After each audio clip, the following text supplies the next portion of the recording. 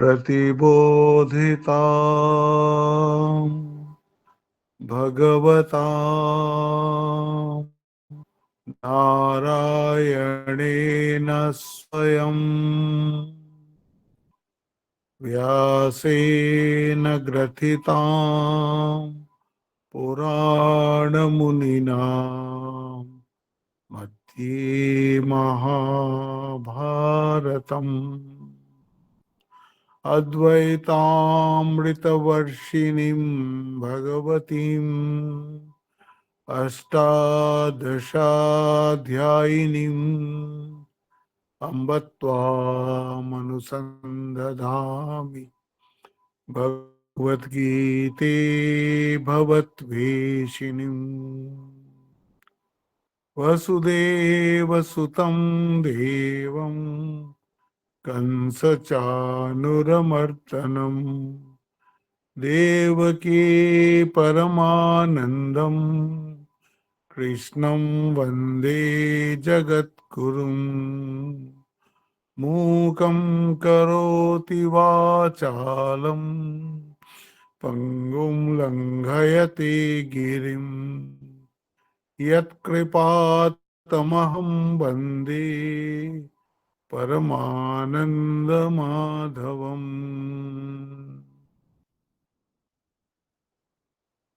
95 শ্লোক থেকে, এটা হচ্ছে গীতার 4th টপিক, 2nd চ্যাপ্টারের।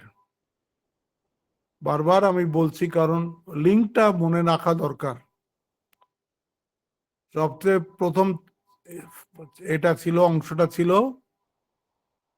সারেন্ডারেন্স অফ অর্জুনা, যাতে সেই শ্লোকটা এসেছিল কার্পণ্য দোষ পহত স্বভাব পৃচ্ছামি ত্বাম ধর্ম সম্মূঢ় চেতা ইতশ্রেয়াৎ নিশ্চিতম ব্রূহি তন্মে নিশ্চিতেহম সাহিমাম ত্বাম প্রপন্নম।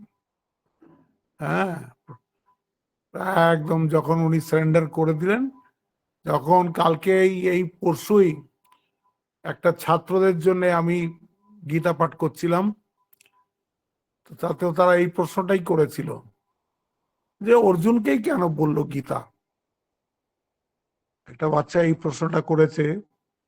সেখানে তো আরো ছিল, যুধিষ্ঠির ছিল, ভীষ্ম ছিলেন, দ্রোণ ছিলেন, বড় বড় ধর্মাত্মারা ছিলেন, কৃপাচার্য ছিলেন, অর্জুনকে কেন বললেন?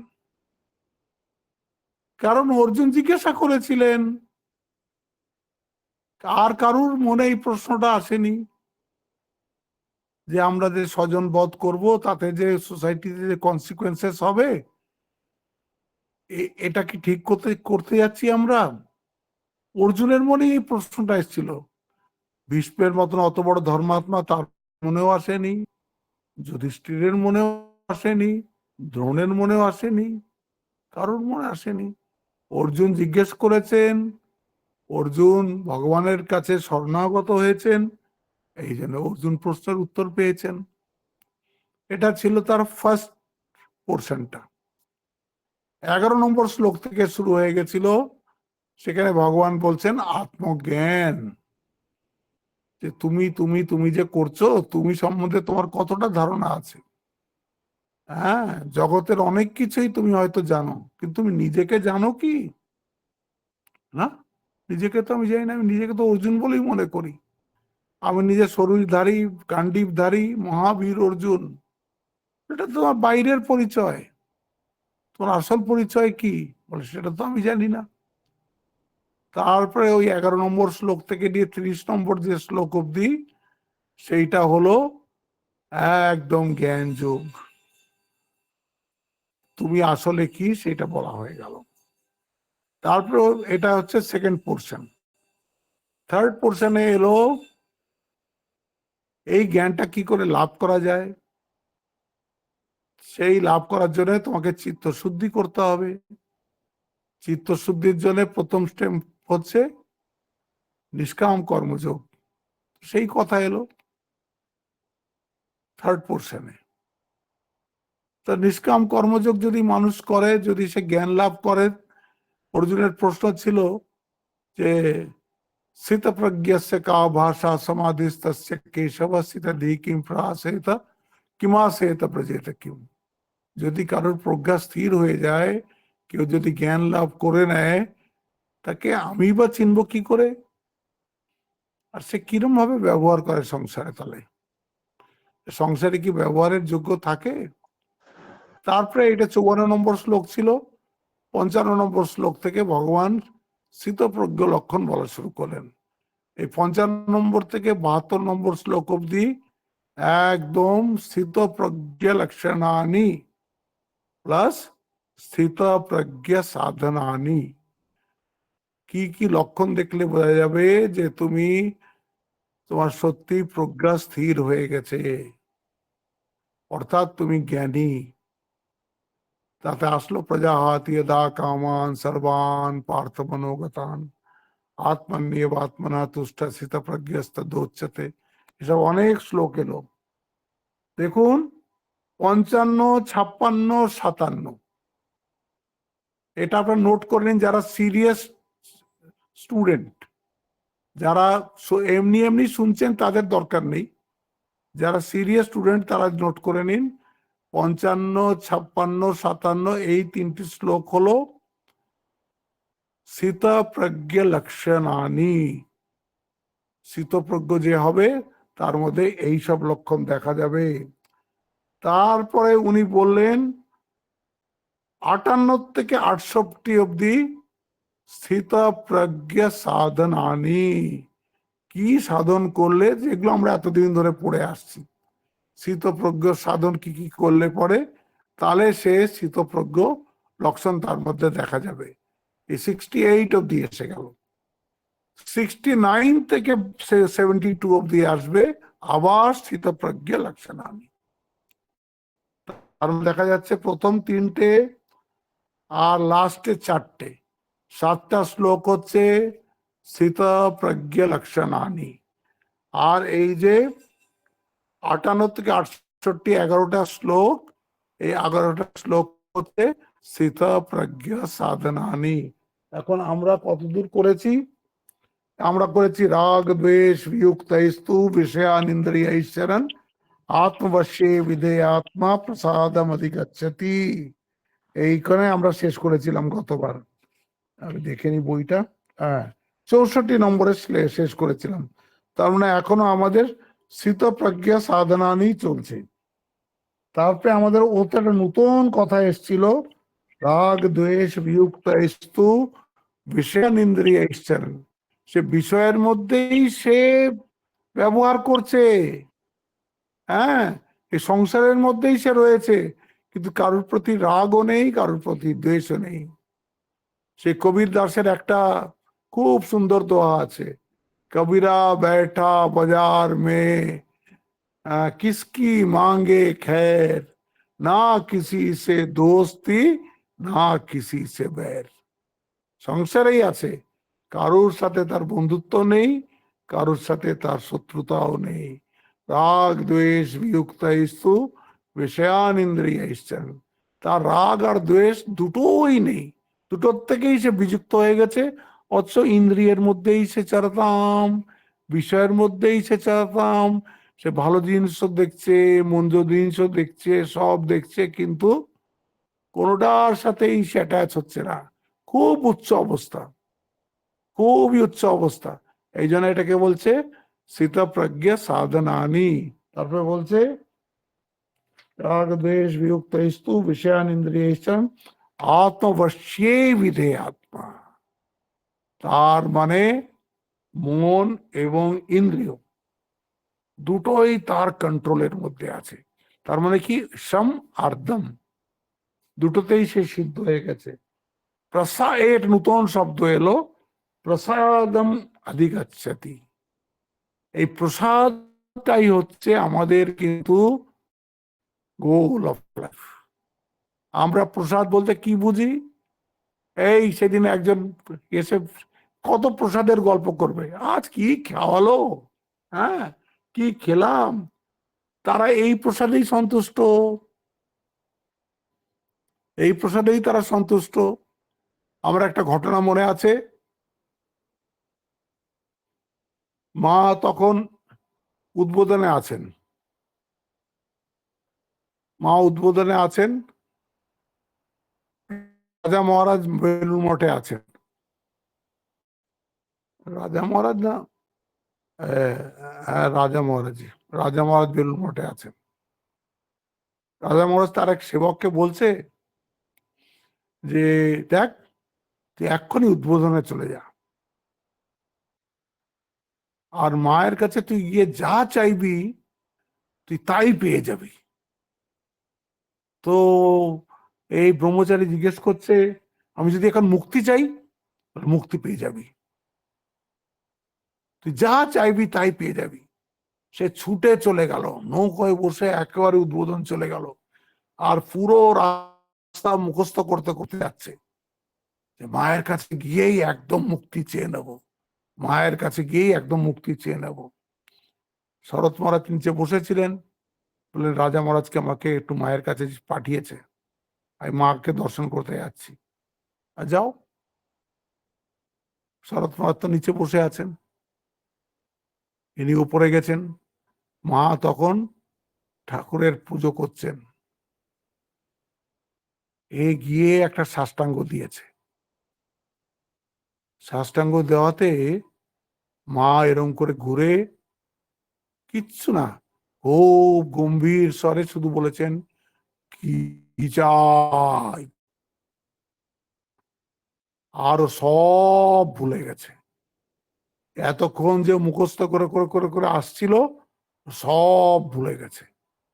সেখানে বলছে মা প্রসাদ প্রসাদ। দেখো, সে মুক্তি চাওয়ার জন্য এসেছিল, রাজা মহারাজ বলেও পাঠালেন যে তুই যা চাবি তাই পাবি। মায়ের কাছে সে চাইতে পারলো না, প্রসাদ চেয়ে চলে গেল। এ আমাদের ওকে এক সমস্যা, এক সমস্যা, আমরা ভগবানের কাছে গিয়ে চাইতে পারছি না, ভগবানকে বলতে পারছি না ভগবান আত্মজ্ঞান দাও। কেন বলতে পারছি না? আত্মজ্ঞান দিলে যদি আমার পরিবারেরই আমাকে না, সঙ্গে যদি আমার এ না থাকে, যোগাযোগ না থাকে, তাহলে আমি কি করব? আমি চাকরিটা কি করে করব? এই নানান প্রশ্ন মাথায় ঢুকবে, নানান নানান প্রশ্ন ঢুকবে যে আমি যদি ভগবান এক্ষুনি আমাকে যদি আত্মজ্ঞান দিয়ে দেন, তাহলে তো আমি তো জীবন এই পৃথিবীর জন্য বেকার হয়ে যাব। আমি যে সব পেয়ে যাব সেটা আমার তখন মনে আসে না, সব হারাবো সেইটা মনে আসে। এইটা হচ্ছে আসল প্রবলেম আমাদের। এটাকেই বলে ডগ লজিক। ডগ লজিক এটাকেই বলে। ডগ লজিক কেন বলে? যে কুকুর, ঠাকুর বলছেন না যে একটা মাংসের হাড় চিবাচ্ছে, আর মাংসের হাড় চিবাচ্ছে আর নিজের দাঁতের রক্ত মাংসে ওই হাড়ে যাচ্ছে, সে মনে করছে একেবারে হাড়টা তাজা, আর সে ঘন্টার পর ঘন্টা সেটাকে খেয়ে যাচ্ছে, নিজেরই রক্তে লাল হয়েছে হাড়টা। এটাকে বলে ডগ লজিক। আমরাও সেম ডগ লজিক, সেম এক। ভগবানের কাছে চাইতে পারছি না, ভগবান সব কিছু দেওয়ার জন্য বসে রয়েছেন। ভগবানের কাছে দর্শন চাইলে দর্শন দেবেন, বৈরাগ্য চাইলে বৈরাগ্য দেবেন, বিবেক চাইলে বিবেক দেবেন, জ্ঞান চাইলে জ্ঞান দেবেন, ভক্তি চাইলে ভক্তি দেবেন। চাইতে পারছি না, আমাদের ভালো করে রাখো ব্যাস। তার মানে কি, আমরা যেমন আছি তার থেকে আমরা একটুও নিজের অবস্থান বদলাতে চাই না। এরকম যদি কেউ হয় তার মানে সে মুক্তিকামী নয়। এখানে বলছে কি, প্রসাদ অধিগচ্ছতি। এই প্রসাদ, প্রসাদ মানে কি হচ্ছে? চিত্ত প্রসাদ। সমত্বম যোগ উচ্চতে, যেটা আগে আমরা পড়ে এসেছি। সেইখানে গিয়ে রাগ দ্বেষ বিযুক্ত স্তু, সেখানে কোনো রাগও থাকবে না, কোনো দ্বেষও থাকবে না। সে অদ্ভুত শান্তির অবস্থা। বাইবেলে বলছে পিস দ্যাট পাসেথ আন্ডারস্ট্যান্ডিং। সে শান্তি যেটা তুমি এই সাধারণ বুদ্ধি দিয়ে বুঝতেই পারবে না, সেই শান্তিটা কি। অতল শান্তির মধ্যে আপনি চলে যাবেন, যেখানে কোনো সংসার টংসার, সংসারের তাপ যথা নাহি পশে। কোনো সুখও সেখানে সংসারের পৌঁছাবে না, কোনো দুঃখও সেখানে সংসারের পৌঁছাবে না। এক অপূর্ব শান্তির মধ্যে আপনি বাস করবেন। সেইটা আপনি পাবেন রাগ দ্বেষ বিযুক্তস্তু বিষয়ানিন্দ্রিয়ৈশ্চরণ আত্মবশ্যে বিধে আত্মা প্রসাদ অধিগচ্ছতি। দেখুন, যদি শুধু আপনার শুধু মন যদি আপনার বশে থাকে, ইন্দ্রিয় যদি আপনার বশে থাকে, আত্মবশ্যে বিধে আত্মার মানে এই, যার মন এবং ইন্দ্রিয় যার নিজের কন্ট্রোলের মধ্যে আছে, সে প্রসাদ লাভ করবে। প্রসাদ মানে চিত্ত প্রসাদ, পরম শান্তির অবস্থা লাভ করবে। এখন দু একটা শ্লোকে এই প্রসাদটাকে ডিফাইন করবেন। এই প্রসাদটা কি, এই আজকে বলছেন 65-তে, প্রসাদে সর্ব দুঃখানাম হানিরস্যোপজায়তে প্রসন্ন চেতসো ইয়াসু বুদ্ধি পরিবর্তিষ্ঠতে। বাহ, কি শ্লোক এটা! দেখুন, বলছেন আপনার যদি চিত্তে প্রসাদ জন্মায়, তবে সমস্ত দুঃখের নাশ হয়ে যায়। এটাই তো আমরা চাই। আমরা তো এই তো চাই, আত্যন্তিক দুঃখের নিবৃত্তি আর পরমানন্দ প্রাপ্তি। এটাকেই বলে ব্রহ্মজ্ঞান। ব্রহ্মজ্ঞানে দুঃখও থাকবে না, সে পরমানন্দও থাকবে। সেটাকেই আত্মজ্ঞান বলে, সেটাকেই ভগবান লাভ বলে, সেটাকেই ভগবত দর্শন বলে। সব ওই একটা কথারই মানে, আত্যন্তিক দুঃখের নিবৃত্তি। আত্যন্তিক দুঃখ মানে যেটা আমাদের রোজ হচ্ছে, দিনে 100 বার করে হচ্ছে, মনের অনুকূল না হলেই হচ্ছে দুঃখ। কারণ দুঃখ যদি না হতো তো আমরা আনন্দে থাকতাম, আনন্দে তো থাকছি না, তার মানে কোথাও একটা দুঃখ আটকাচ্ছে আমাকে। বলছে আত্যন্তিক দুঃখের নিবৃত্তি আর পরমানন্দ প্রাপ্তি হবে। এখানেও তাই বলছেন, প্রসাদে সর্ব দুঃখানাম হানি অস্য উপজায়তে। সমস্ত দুঃখ নাশ হয়ে যাবে এই প্রসাদ এলে, চিত্তের প্রসাদ এলে। আর তারপরে বলছেন দ্বিতীয় লাইনে, প্রসন্ন চেতসো হ্যাসু বুদ্ধি পরিপ্রতিষ্ঠতে। এই বুদ্ধির মানে হচ্ছে জ্ঞান। তখন এমন জ্ঞান হয়ে যাবে যে আপনাকে কেউ ওই আনন্দ থেকে নড়াতে পারবে না। এখানে বলছে যেহেতু প্রসন্ন চেতার বুদ্ধি শীঘ্র আত্মাতে সর্বতভাবে স্থিতি লাভ করে, তার আর ওইখান থেকে নড়ার সম্ভাবনা নেই। দেখছেন, প্রসাদে সর্ব দুঃখানাম হানি অস্য উপজায়তে প্রসন্ন চেতসো ইয়াসু বুদ্ধি পরিবর্তিষ্ঠতে। প্রসাদ মানে বলছে, প্রসাদের অনেকগুলো ভাষ্যকাররা অর্থ দিয়েছেন, আমি আপনাদের বলে দিচ্ছি। প্রসাদে, তাতে বলছেন বলদেব বিদ্যাভূষণ, মন প্রসাদে সতি চিত্তস্য, মানে মনটা একদম ইকুয়ানিমিটি অফ মাইন্ড, সেখানে আর কিচ্ছু তার চাহিদা থাকে না।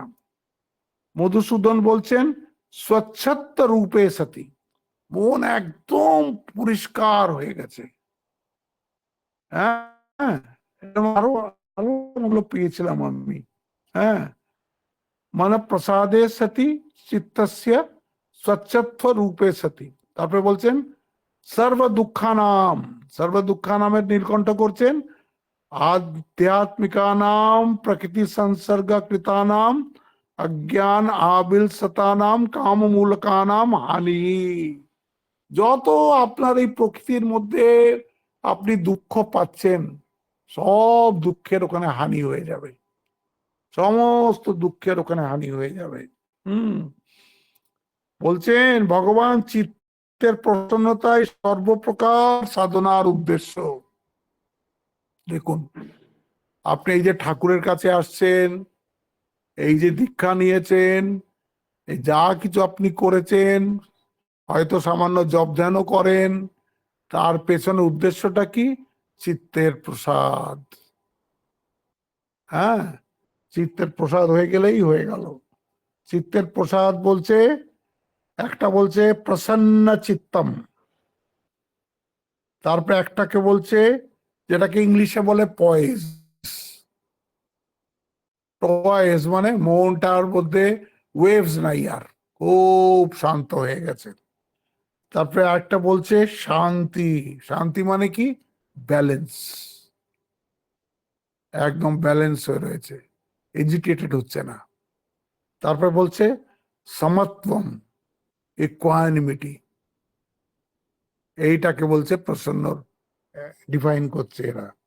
হ্যাঁ, তাই বলছে যে চিত্তের প্রসন্নতাই সর্বপ্রকার সাধনার উদ্দেশ্য, নির্মল চিত্তই আমার স্বরূপ, ভগবান বলছেন। তাই তো ঠাকুর বলতে পেরেছেন শুদ্ধ বুদ্ধি, শুদ্ধ মন আর শুদ্ধ আত্মা এক। এই শুদ্ধ যেই মন হয়ে যাবে, এইটা একদম ভগবানের সাথে এক হয়ে যাবে। চিত্ত প্রসন্ন হইলেই আত্মার অভেদ ভাবনা হয় বা উপাস্যের অভেদ ভাবনা হয়। এটা নেক্সট শ্লোকে আরো ক্লিয়ার করে দেবে। উপাস্যে অভেদ ভাবনা হইলে তদ বিরোধী অজ্ঞান রূপ যে বিষয় ভাবনা, তাহার নিবৃত্তি হয়। দেখছো কি সুন্দর। আর দেখো, ইন্দ্রিয়ের সহিত বিষয়ের মিশ্রণে যে আসক্তি, সেই বিষয় আসক্তি সমস্ত গন্ডগোলের মূলে আছে। এইটাই সব গন্ডগোলের মূলে, বিষয় আসক্তি।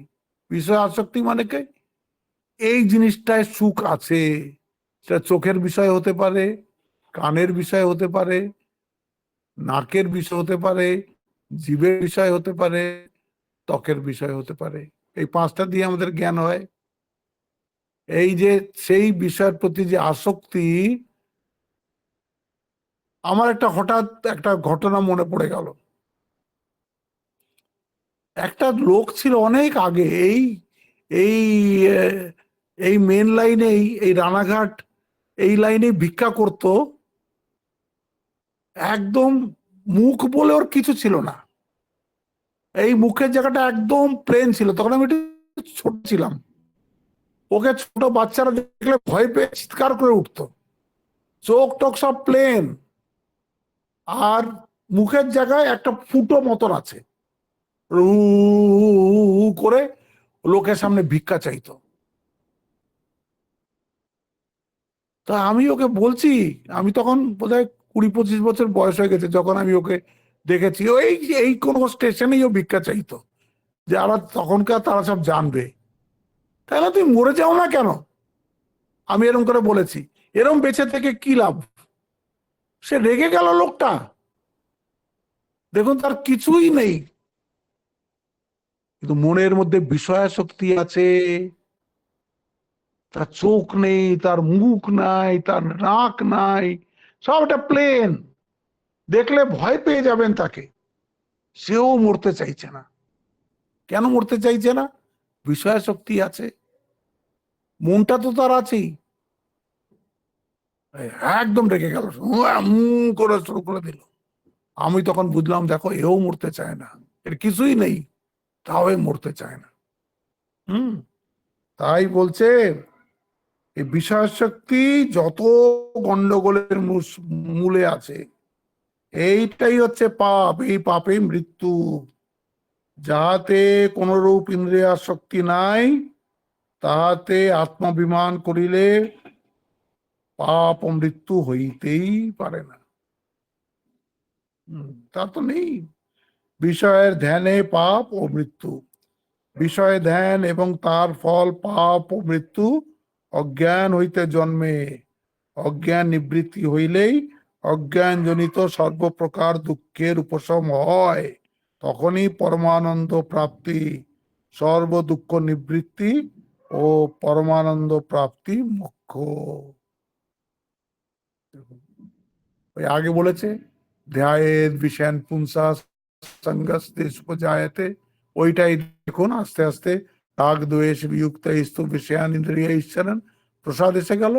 এই প্রসাদের এখানে ডিফাইন করে দিল প্রসাদকে। যে প্রসাদে সর্ব দুঃখানাম হানিরাস্য উপজায়তে। এই যে আজ যত দুঃখ আছে আমাদের, যত কষ্ট আমরা পাই, হ্যাঁ, এই সব একবার ভগবানের দর্শন পেলে বা সব এর থেকে আমাদের মুক্তি হয়ে যাবে। এই জন্য ভগবানের কাছে যখনই আসবেন, ভগবানকে চাইবেন, ভগবানের কাছে সংসার চাইবেন না। সংসার তো নিজের পুণ্য ফলে পাওয়া যায়। আপনি যাই পেয়েছেন সংসারে, যতটাই পেয়েছেন, সেটার আপনার কর্মই তার কারণ। সে এই জন্মের হোক, আগের জন্মের হোক, যাই হোক, ওটা আপনার পুণ্য ফলে পাবেন। তো ভগবানের কাছে এসে ভগবানকেই চাইতে হয়। ভগবানের কাছে এসে এইটাই ঠাকুর শিখিয়ে গেছেন, যে ঠাকুর ভগবানের কাছে কি চাইতে হয়।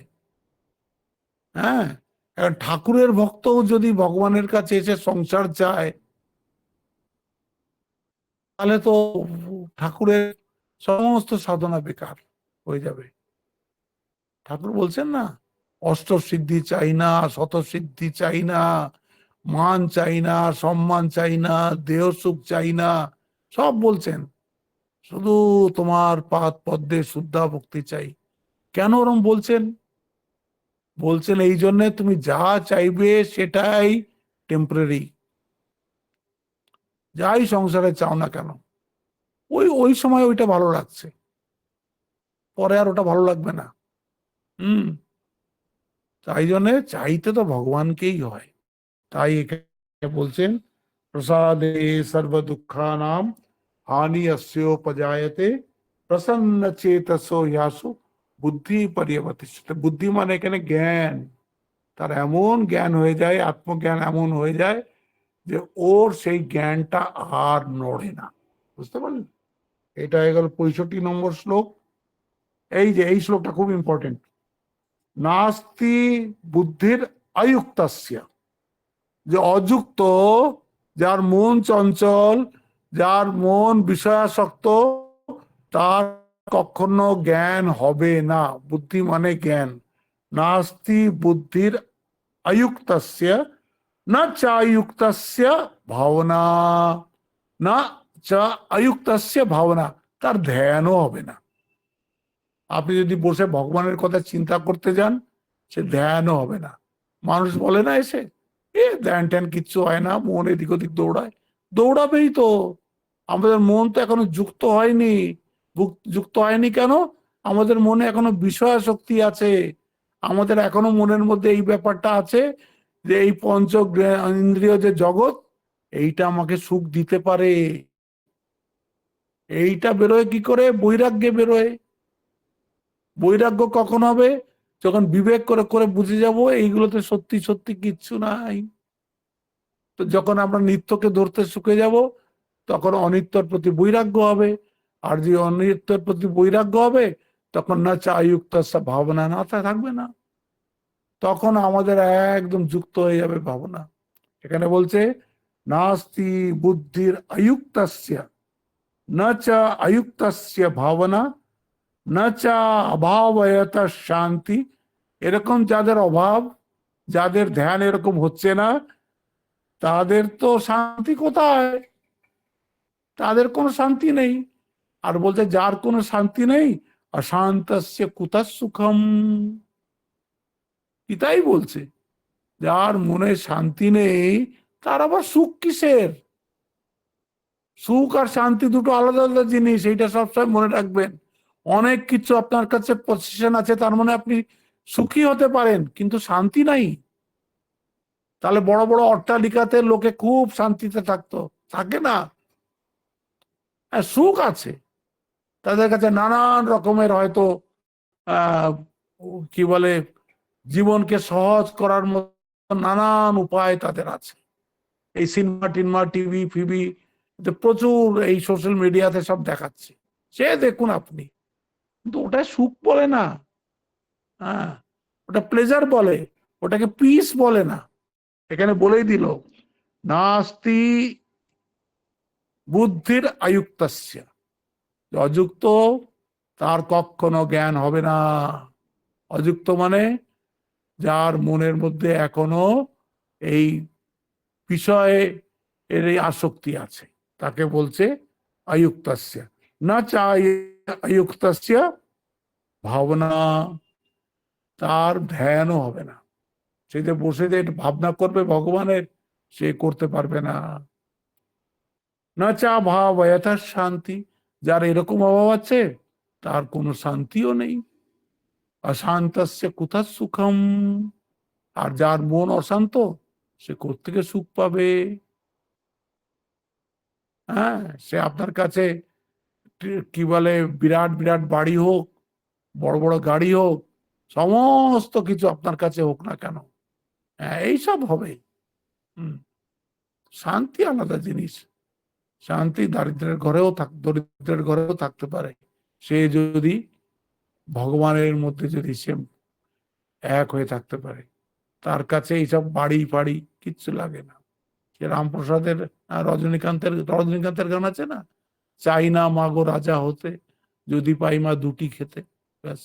হম, আমার রাজা হওয়ার শখ নাই মাগো, যদি পাই মা দুটি খেতে।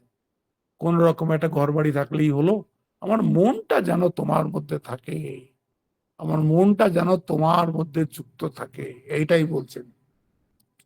বলছে অযুক্তের জ্ঞান হয় না, অযুক্তের ধ্যান হয় না, ধ্যানহীনের শান্তি নেই, অশান্তের সুখ কোথায়? পরিষ্কার বলে দিলেন। এইগুলো হচ্ছে সব ওই দেখুন মানব প্রসাদ বলেছিল, ওই প্রসাদকেই ডিফাইন করছে। তারপরে আবার বলছেন দেখুন, যে যার মন কি বলে, আরেকটা শ্লোক হয়ে যাবে, এই শ্লোকটা 67 নম্বরটা হয়ে যাবে। বলছে যার মনটা এরকম বিক্ষিপ্ত, তার কি অবস্থা হয়? তার কি অবস্থা হয়? ইন্দ্রিয়ানাম হি চরতাম ইয়ান মনো অবিধীয়তে। যার সব সময় মনের মধ্যে বাসনা আছে, তার মনটা সব সময় বিষয়ের মধ্যে চড়ছে, বিষয়ের মধ্যেই রমণ করছে।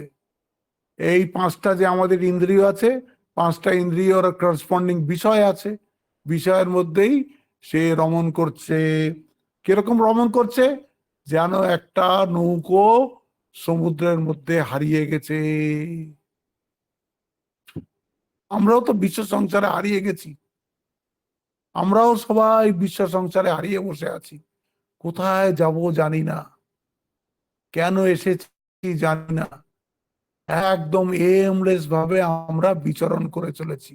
সেই কথাটাই এইখানে ভগবান বলছেন, ইন্দ্রিয়ানাম হিচরতাম ইয়ন মনোনুবিধীয়তে। যার মন ইন্দ্রিয়র মধ্যেই শুধু চড়ে বেড়াচ্ছে, তদস্য হরতিম প্রজ্ঞাম, তাদের সেই প্রজ্ঞা, তাদের সেই জ্ঞানটা হরণ হয়ে যায়। কিরম করে হরণ হয়ে যায়? বায়ুর নাভ ইমা অবাম্ভসি, যেরকম একটা হাওয়া একটা নৌকোকে এই সমুদ্রের মধ্যে এদিক ওদিক এদিক ওদিক নিয়ে যাচ্ছে, এদিক ওদিক এদিক ওদিক নিয়ে চলে যাচ্ছে। সারা জীবন সে সমুদ্রের মধ্যে সে শুধু ঘুরেই বেড়াবে, হতাশ। এই জন্য এইখানেই ভারতের কালচার শ্রেষ্ঠ। এই যে এই যে জীবনের লক্ষ্য দেখিয়ে দিয়েছে, হ্যাঁ, এটা কোনো কালচার, কোনো ধর্ম, কোনো ফিলোসফি পারেনি। সে আপনি সক্রেটিস পড়ুন, প্লেটো পড়ুন, ফ্রয়েড পড়ুন, যাদের ইচ্ছে পড়ুন, যত ইচ্ছে পড়ুন, হ্যাঁ, এই যে জীবনের উদ্দেশ্য দেখিয়ে দেওয়া, এ যেরকম ভারতীয় দর্শন করেছে, এই আস্তিক দর্শন যেটাকে বেদান্ত বলছে, এ আর কেউ পারেনি। তাই জন্য স্বামীজির একটা লেকচারই আছে খুব ভালো, is Vedanta the future religion? ভবিষ্যতের ধর্ম কি এই বেদান্ত? সেখানে স্বামীজি খুব সাবধান করে দিয়েছেন, বলছেন যদিও আমরা তার্কিকভাবে বুঝতে পারছি যে বেদান্ত ছাড়া মানুষের গতি নেই, আর কোনো রকমে ওরা শান্তি পাবে না, তাও এটা মনে রেখো, এই বেদান্তর দিকে খুব কম লোকই আকৃষ্ট হবে। আজকেই একটা মেয়ে আমাকে এসে বলছে যে মহারাজ এই পথটা ভীষণ কঠিন, ভীষণ কঠিন। হেলা মারে যদি সোজা হতো তার তো হেলা পলা 50 সবাই এই পথে এসে পড়তো, তাহলে তো সবাই শান্তি পেয়ে যেত। কঠিন হয়ে তো ভালো হয়েছে। মাউন্ট এভারেস্টে কটা লোক চড়তে চায়? খুব সাহসী যারা, কত ট্রেনিং এর পরে তারা মাউন্ট এভারেস্ট অ্যাটেম্প্ট করে। কম লোকই তো থাকবে। বলেছেন না ভগবান, হ্যাঁ, মনুষ্যানাম সহস্রেষু কশ্চিৎ যততি সিদ্ধয়ে যততামপি সিদ্ধানাম কশ্চিন মাম বেত্তি তত্ত্বতঃ। সহস্র সহস্র মানুষের মধ্যে কেউ কেউ আমাকে জানার চেষ্টা করে। মনুষ্যানাম সহস্রেষু কশ্চিৎ যততি সিদ্ধয়ে যততেমপি সিদ্ধানাম, এরকম হাজার হাজারের মধ্যে কশ্চিন মাম বেত্তি তত্ত্বতঃ, এর মধ্যে কেউ কেউই আমাকে তত্ত্বত জানতে পারে।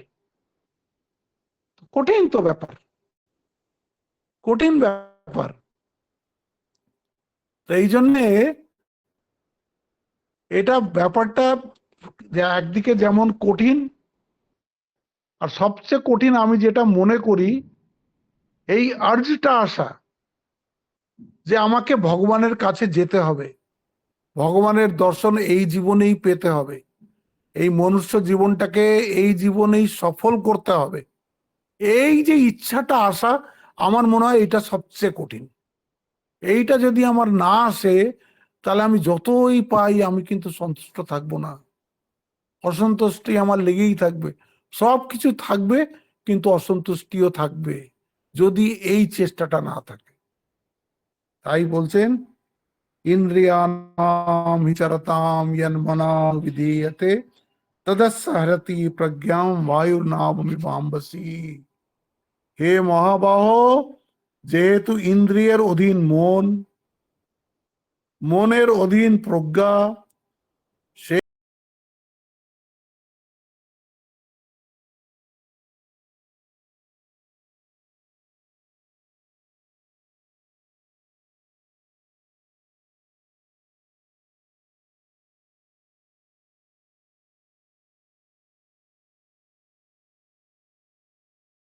নাশ করে। যেহেতু বিষয়ানুবর্তী ইন্দ্রিয়গণকে, মানে তার মন তার কন্ট্রোলে নেই, ছুটছে, সেই মন জলমধ্যে বায়ু বিচলিত নৌকার ন্যায় এই সাধকের বুদ্ধিকে বিনাশ করে। এই জন্যে মনকে কন্ট্রোল করতে হবে। বলছে না, মানে এব মনুষ্যানাম কারণম বন্ধ মোক্ষয় বন্ধায় বিষয়াসক্তম নির্বিষায় মোক্ষম স্মৃতম। যেই তার সব বাসনা চলে গেল, সেই মনটাকে বলে মুক্ত। যখন বাসনার সঙ্গে যুক্ত, তখন সে বদ্ধ। একটা খুব ভালো বিবেক চূড়ামণিতে শ্লোক আছে যে মানুষের জন্য এই 5 বিষয় থেকে দূর হওয়া কি কঠিন। তাতে উনি 5টা পশুর উদাহরণ দিয়েছেন: হরিণ, হাতি, মাছ, পতঙ্গা যেটা জলে আগুনে পুড়ে মরে, আর আর আরেকটা কি আছে, হ্যাঁ, এই ভৃঙ্গ, হ্যাঁ, এদের এক একটা ইন্দ্রিয়ের উইকনেসের জন্য এদের প্রাণগুলো যায়। মানুষের মধ্যে বলছে 5টাই স্ট্রং। কি কঠিন দেখুন আমাদের যুদ্ধটা। তা আমি তো বলি এটা কঠিন নয়, এটা ইন্টারেস্টিং। এটা যদি সহজ হতো তা তো সব মানুষ পারতো। আমরা যে কতজন মানুষ অ্যাটেম্প্ট করব, আমাদের জীবন ধন্য। আমরা মানুষের মতন কাজ করছি, ভগবান যা বলেছেন সেই কাজ আমরা করে যাচ্ছি। এর থেকে আর ভালো কি হয়? পারি পারবো, না পারি না পারবো, সেটা ভগবান দেখবেন। আমি চেষ্টা তো করি। আজকে এখানেই শেষ করছি। আবার আমরা কালকে এইখান থেকেই শুরু করব, এই শ্লোকটার থেকেই শুরু করব, এই 67 নম্বর থেকে শুরু করব। আর এই সপ্তাহে মনে হচ্ছে 72 অব্দি পৌঁছাতে পারবো কিনা, হয়তো পরের সপ্তাহে হয়ে যাবে। ওম শান্তি শান্তি শান্তি। হরি ওম তৎসৎ। শ্রীরাম কৃষ্ণার্পণমস্তু।